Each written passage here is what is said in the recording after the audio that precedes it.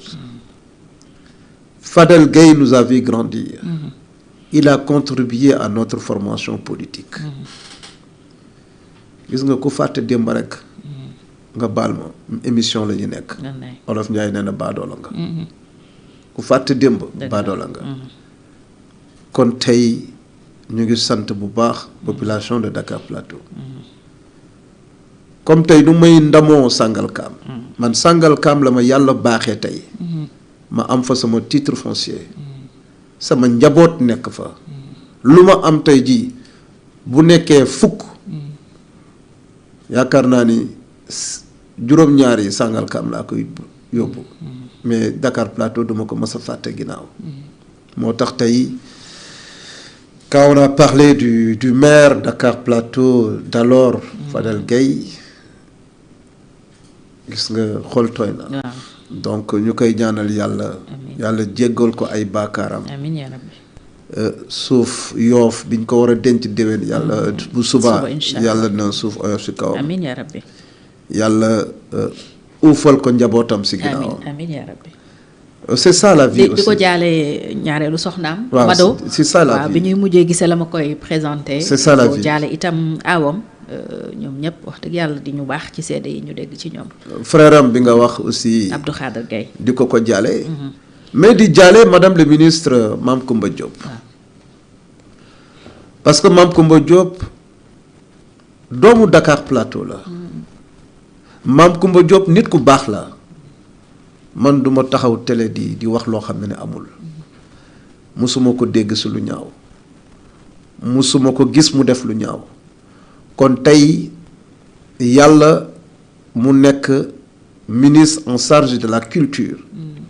yàlla na ko yàlla jàppale. amiin yàlla na ko yàlla sutural. parce que responsabilité dafa metti. bu ñu la dékkee responsabilité moomatoo sax sa bopp. waaye yàlla bi la ko teg. yàlla ngay ñaan mu oyofal lañ yen bi. kon tey parler de Dakar Plateau ak situation bi ni tey niñ ma koy jaalee tey noonu lañ koy man tamit may jaale madame le ministre. moo xam ne sama mag la sama xarit la. di ko jaale ñun ñëpp ñu ne inna lillahi wa inna ilayhi raji'un. sunu mag yàlla na ko yàlla xare aljana. amiin yaa rabbi amiin ñu ngi woon ci les défis majeurs de Kiraay. waaw les défis majeurs de Kiraay moom laa lay wax nii c'est surtout de restaurer les valeurs républicaines. fexe incarner le respect de nos institutions wax naa ko sànq. et le président Bassirou Diomaye Diakhar Faye wax na ni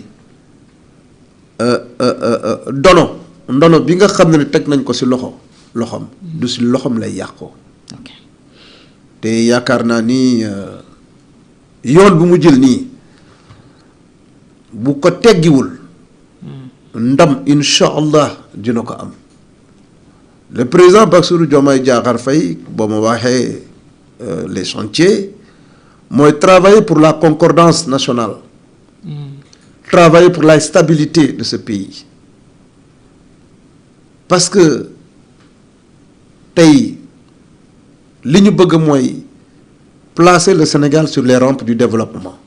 mais sans la paix loolu mënul nekk. kon sénégalais daal mën nañu am yaakaar pour le reste du mandat.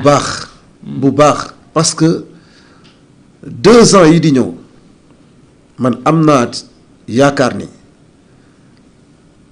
orientation yi nga xam ne ni président joxe na ko ba man Salou Keita mu convaincre ma ànd ak moom yàlla dina ko ci dimbali. et le gouvernement bi nga xam ne ni mettre na ko en place gouvernement de rupture yàgg nañu wax gouvernement de rupture mais ñoom xam nañu les enjeux qui les attendent les véritables enjeux. l'actuel gouvernement. kon nañu am yaakaar. gouvernement bu Ousmane Sonko président assemblée menacé renversé daaneel bu fekkee xëy na tënkuwuñu ci li mu jàpp ne moo gën ci réew mi bokk na ci contrat yi ak wàllu bor beeg restructuration biñ ci doon ruumandaat déclaration bi mu fi defoon Mbàkke ba tey ñu ngi koy fàttaliku nee na dina ko daaneel buñ te beneen gouvernement mu daaneelaat ko ba keroog ñuy tënku ci ñoom li ñu jàpp ne moo gën ci réew mi pour préserver les intérêts des Sénégalais. Même assemblée itam mi ngi waajal loo xam ni tey. xëy na des fonds spéciaux. oui mun nañu ne ci président la jëm ndax bëgg nañu déjà ñu soppi article 37 de la Constitution bi tënk la déclaration de patrimoine du chef de l'État, mais également encadrer les fonds spéciaux yi nga xam ni président moom la yor te mu mel ni ñoom bàyyeeguñu ko ba léegi. waaw je pense que moom si boppam yoroon na 1,7 milliard par trimestre. par trimestre yoroon na ko fii pendant 2 ans bouche bée, bouche bien cousue. Aujourd'hui il est à l'aise de parler parce que ses intérêts sont menacés. Moi je pense que tey jii. il faut que menacé bon ses intérêts sont menacés parce que il n'est plus avec le président Bassirou Diomaye Diakhar Faye lépp lu mu mën a def ba këpp suuf si cere ji mi ngi koy def mais dama ni attention c'est un patriote. Un patriote lépp loo xam ne ni dafay bloquer le bon fonctionnement de nos institutions le patriote du nekk ci loolu. C'est pour cela moo wax ni de ñun ñoo ko wax moom ci boppam moo affirmé nii que il avait 1,7 milliard par trimestre. L'Assemblée nationale ils sont dans leurs prérogatives. Mooy contrôler l'action du gouvernement, voter les lois, etc. Mais le président de la République man musuma waxu fonds commun waru wala fonds spéciaux waru. Le président de la République a besoin de ça parce que il fait trop de social, le président de la République. Mais le président de la République lu muy wax yëpp dañ ko war a teg sur la table. Mais le président de la République Bassirou Diomaye Diakhar Faye moo wax ni orientation stratégique yi ma lay wax ni mais c'est adossé à la transparence dans la gestion des deniers publics. Il l'a dit.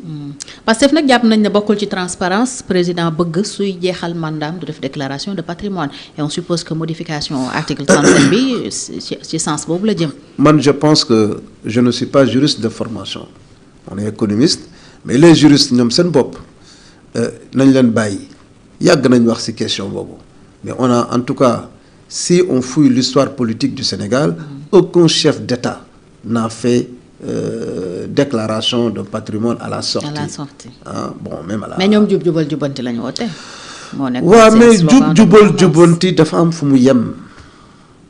jubal jubanti dafa am fu mu yem pour la stabilité quand même de nos parce que kilifa man borom kër la ak sama soxna du lépp lay wax soxna si. souvent am na nooy def ba lijjanti affaire yi mais doo ko wax soxna si.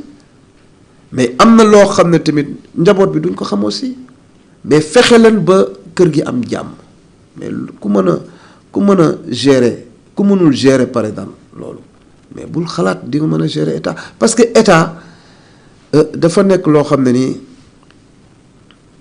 c'est difficile à expliquer. dafa ànd ak ay secret quoi.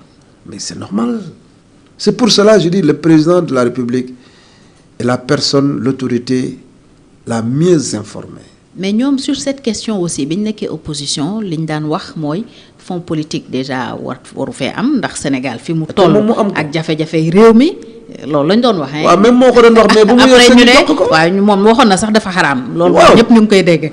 bi ñuy avant ñuy yegg si au pouvoir itam ñu ngi doon wax fonds politique yi dañ koy encadrer. donc on peut dire que Sonko mi ngi ci logique boobu léegi wala pour yow ba léegi moom démarche am manqué na de cohérence. Sonko mi ngi ci logique boobu mais Ousmane nekkul ci logique boobu. luy différence bi entre Ousmane parce que Ousmane mooy wax le matin Sonko wax leneen l'après-midi. Dans l'histoire politique du Sénégal man fala ma gis l'autorité le plus incohérente. waaw parce que moom itam 1,7 milliard yi par trimestre. parce que moom moo wax ni voilà dafa xaram waaw moo wax ni dafa xaram. mais mon ami le député honorable député Abdou Mbow l'a dit à l'Assemblée nationale moo yow yaa wax ni dafa xaram mais ndekete fa ngay waxee ni dafa xaram yaa ngi encaissé 1,7 milliard. waaw te dañ ne woon amul ça c'est. nga wax ni ku fi wax waxu fonds commun wala fonds secret xaw ma fonds truc. fonds politique dinañ la tëj moo ko fi wax moom moo ñëwaat à l'Assemblée nationale Parce que c'est Sonko qui disait, mais quand Ousmane est parti à l'Assemblée nationale, Ousmane a dit que Sonko amoon na 1 milliard 500 millions par trimestre. mais bu yàggee dinañ xam kan mooy Ousmane ak kan mooy Sonko. kon daal gisoo démarche bu cohérente ci ñoom assemblée. Non, la démarche n'est pas cohérente. kon nan ngeen di qualifier li ñu bëgg a def annoncé nañ ay proposition de loi ak i commission d'enquête parlementaire. Moi je pense que ils sont dans la récréation, ils sont en récréation. Et la récréation, tôt ou tard, va cesser. mën nañu à présent dissoudre assemblée. C'est possible. pare ngeen pour jox ko majorité. C'est possible. est-ce que am ngeen doole bi. Mais le doole population yi ñooy doole bi moo tax ma ne la il faut aller voir les populations. Fii le grade le plus élevé est celui du citoyen. Dans une démocratie sérieuse, le grade le plus élevé est celui du citoyen. Et dans l'organisation politique, le grade le plus élevé est celui du militant. nañu dem seeti militants yi nañ dem seeti citoyens yi parce que militants yi ils sont juste 1/10 et les 9 ce sont les citoyens et ces citoyens-là ne s'impliquent pas dans le fonctionnement des partis politiques ñu ngi toog di déglu ñu ngi toog di xool di observer et le moment venu citoyens yi dañuy dem ci urne bi quoi.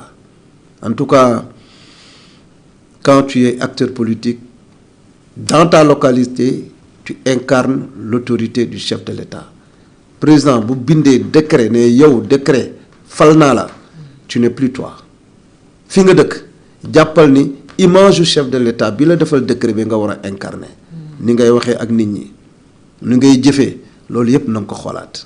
C'est pour cela moo wax ni occuper une responsabilité c'est une affaire très lourde tey Salou Keita bés may wax ak yow nii je suis en mission à Paris mais je suis à l'aise parce que heure bu ma neex ma yeewu heure bu ma neex ma ñëw voilà donc il y a pas de pression mais qui ne dit rien aussi consent et qui ne fait rien est responsable de ce qui se passe quel que soit lu mën a xew nous on n'a pas le droit avec les compétences que nous avons acquises ñuy seetaan bañ a dugal suñu loxo dans la construction nationale man loolu moo tax tey ma jàpp ni ñun dañu ñëw pour jàppale le président de la République on n'est pas là pour quémander on n'est pas là pour quémander des postes parce que yàlla baaxee nañu sans les postes là ñu ngi liggéey alhamdulilah mais dama ne ñun ñoo taxaw ku mel ni Salou Keita ñun dañu taxaw yàgg wax ni